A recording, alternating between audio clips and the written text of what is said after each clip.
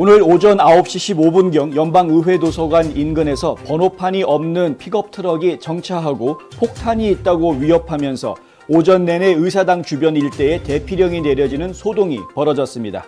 연방수사국은 의회경찰 등과 함께 대응에 나섰는데 CNN은 11시 30분경 FBI가 현장에서 용의자와 협상을 벌이기 시작했다고 보도했고 5시간의 대치 끝에 오후 2시 30분이 조금 못 되어 용의자는 경찰에 투항했습니다. 용의자는 노스캐롤라이나주에 사는 플로이드 레이 로즈베리로 알려졌으며 바이든 대통령을 만나고 싶다는 것 외에 특별한 요구사항은 없었던 것으로 전해졌습니다. 당국은 이 폭탄이 작동 가능한 것이었는지, 어떤 동기에 의한 범행인지, 로즈베리가 어떤 요구를 했는지 등에 대해서는 즉각 밝히지 않았다고 AP통신이 보도했습니다. 조 바이든 대통령은 어제 인터뷰에서 아프가니스탄 카불 공항 인근에서 12명이 사망했다는 보도에도 불구하고 아무도 사망하지 않았다고 주장했다고 브라이트바트가 보도했습니다. 한 기자가 공항 밖은 아직도 대혼란이 계속되고 있다라고 언급하자 바이든은 있다. 하지만 지금은 아무도 죽지 않았다. 그것에 대해 내가 틀렸다면 하나님이 날 용서해 주기 바란다. 하지만 지금은 아무도 죽지 않았다라고 말했습니다. 그러면서 우리는 대략 1000명, 어제 1200명, 오늘은 2000명을 데리고 나왔다. 그리고 늘어나고 있다. 우리는 그 사람들을 데리고 나올 거다라고 덧붙였습니다. 나토 관료는 일요일부터 목요일까지 12명이 카불 공항 안팎에서 숨졌다고 밝히면서 탈레반이 공항을 떠날 것을 촉구했다고 말했다고 로이터 통신이 오늘 새벽 보도했습니다.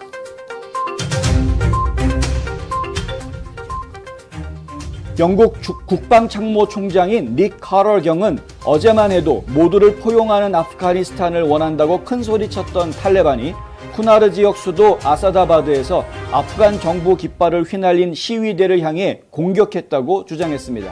로이터 통신은 1919년 아프가니스탄이 영국으로부터 독립한 날을 기념하는 이날 집회가 공격당했다고 보도했는데 알자지라 방송은 군중이 탈레반 투사를 칼로 찌른 데 따른 총격이라고 엇갈리는 주장을 내놨습니다. 보도에 따르면 이스라엘 전사들의 총격과 이슬람 전사들의 총격과 그로 인해 인파가 우르르 몰리면서 여러 명이 사망한 것으로 알려졌습니다. 알자지라 방송은 최소 2명이 사망하고 8명이 부상당했다고 보도했습니다. 앞서 하루 전인 수요일 잘랄라바드시에서도 비슷한 장면이 펼쳐졌는데 낡은 깃발을 든 시위대에 탈레반이 총격을 가해 최소 3명이 사망한 것으로 알려졌습니다. 국방부 관계자에 따르면 F-18 전투기 파견대가 카불 상공에서 무장 오버워치 비행을 하고 있으며 아프가니스탄에 주둔하고 있는 미군에게 공항 위기가 발생할 경우 공습을 요청할 수 있는 선택권을 주었다고 워싱턴 이그제미너가 보도했습니다. 윌리엄 행크 테일러 육군 소장은 기자들에게 미국의 안전을 지키기 위해 주시하고 있으며 지속적으로 심층적인 평가를 하고 있다면서 우리는 이 목표를 달성하기 위해 우리의 무기고에 있는 모든 도구를 사용할 것이라고 말했습니다. 이 같은 조치는 탈레반이 9월 11일까지 미군 전원을 철수하라고 선포하고 카불 공항으로 접근하는 민간인을 통제하고 있는 상황에서 나온 것입니다. 필라델피아 연방준비은행의 조사에 따르면 8월의 제조업 성장 속도가 예상 밖으로 둔화됐음에도 불구하고 8월 인플레이션 신호가 증가한 것으로 나타났습니다. 필라델피아 연준의 제조업체 설문조사 결과는 현재 활동지수가 21.9에서 19.4로 떨어졌다고 연준은행이 오늘 밝혔습니다. 경제학자들은 이 지수가 25까지 오를 것으로 예상했었습니다. 반면 8월 물가지수는 높아졌는데 제조업체가 자사제품에 대해 받은 현행 가격지수는 1974년 5월 이후 최고치인 53.9로 7포인트 상승했습니다. 제조업자들의 46%가 향후 6개월 동안 성장세가 예상된다고 답했는데 이는 지난달 59%가 그렇게 답했던 것에 비해 크게 하락한 것이어서 주목됩니다. 클라우디아 테니 연방 하원 의원은 조 바이든 대통령이 국가안보 위기의 도전에 응하지 못하고 있다며 일방적이고 무모한 아프가니스탄 철수에 대한 책임을 물어 사퇴해야 한다고 촉구했습니다. 하원 외교위원회 소속인 테니 의원은 오늘 성명을 통해 당장 실시해야 할 의회 차원의 질의를 더해서 오늘 나는 바이든 대통령이 그의 일방적이고 무모한 아프간에서의 철수에 따라 사임할 것을 재차 촉구한다고 밝혔습니다. 테니 의원은 바이든 대통령의 참담한 위기 대처가 무능의 결과인지 아니면 다른 원인인지에 대해 전면적인 조사가 이루어질 것이라며 미국 국민들은 위험에 처해 있으며 우리는 다음 위기가 닥칠 때까지 기다릴 여유가 없다고 말했습니다.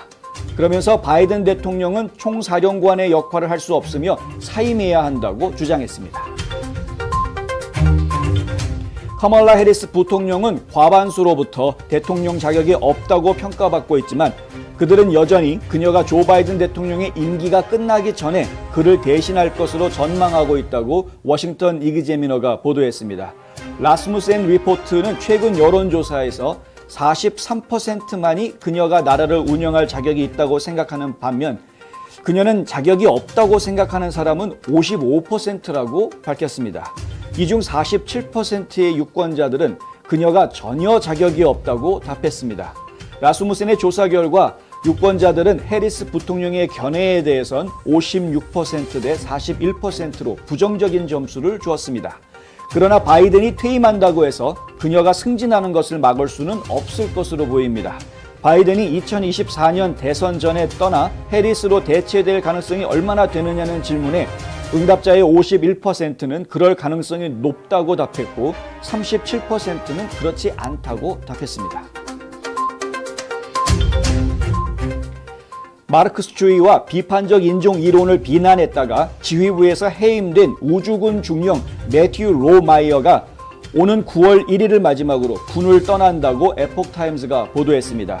로마이어 중령은 에폭타임즈와의 인터뷰에서 공군 대장 권한 대행에게 조기 퇴역이나 명예 전역을 요구하는 내용의 편지를 썼다며 그들은 조기 은퇴를 거부하고 명예 전역에 합의했다고 말했습니다. 로마이어는 자신의 책이나 발언은 정치적으로 당파적이지 않다고 주장했습니다. 그는 마르크스주의 이데올로기가 존재하는 곳에 노출되고 비판적 인종이론에 대해 이야기하는 것은 정치적으로 당파적이지 않다면서 이는 우리가 공동으로 반대해야 하는 것이어야 한다고 말했습니다. 공화당 소속인 미시시피주의 로저 위커 상원의원과 무소속인 메인주의 앵거스 킹 상원의원 그리고 민주당 소속인 콜로라도주의 존 히켄루퍼 상원의원이 코로나19에 양성 반응을 보였다고 뉴스맥스가 보도했습니다. 올해 70세인 위커 의원은 미미한 증세를 보였고 현재 주치의의 치료를 받는 중이라고 밝혔습니다. 77세의 킹 의원은 수요일부터 몸이 좋지 않아 검사를 받았고 현재 약간 열이 나는 정도라고 밝혔습니다. 앞서 돌파 감염되면서 자가격리에 들어갔던 사우스캐롤라이나주의 린지 그레이엄 상원의원은 열흘간의 자가격리를 마치고 다시 복귀했습니다. 무당파 조직인 거브트랙에 따르면 현재까지 70명 이상의 상하원 의원들이 코로나19에 감염됐었습니다. 애리조나주 마리코파 카운티의 2020년 선거 감사 보고서가 다음 주 월요일 주 상원에 전달될 것이라고 복수의 언론들이 보도했습니다. 한편 마크 브루노비치 애리조나주 법무장관은 마리코파 카운티가 의회의 소환장에 불응한 것에 대해 조사를 착수했습니다. 이번 소환장은 포렌식 감사를 마치기 위해 필요한 것이었습니다. 애리조나주 상원의원 소니 보렐리는 브루노비치 장관이 카운티가 법적 강제 소환장을 준수하지 않은지 조사하라고 요청했고 법무장관실은 카운티 측에 보낸 통지서에서 8월 20일 금요일까지 서면 답변하라고 요청했었습니다. 마리코파 카운티는 이에 어제 답변서를 내놓았는데요. 자신들의 무죄를 주장하면서 법무장관에게 더 이상의 조치를 취하지 말아달라고 요청했습니다. 다음 주 월요일 의회에 전달될 보고서는 상원과 법무장관에게 카운티에 대한 더 많은 당위성을 제공할 것으로 전망됩니다. 애리조나 주민들은 브루노비치 장관이 카운티의 위법성을 확인하고 처벌해 줄 것을 정중히 요청하고 있다고 더 게이트웨이 푼딧이 보도했습니다.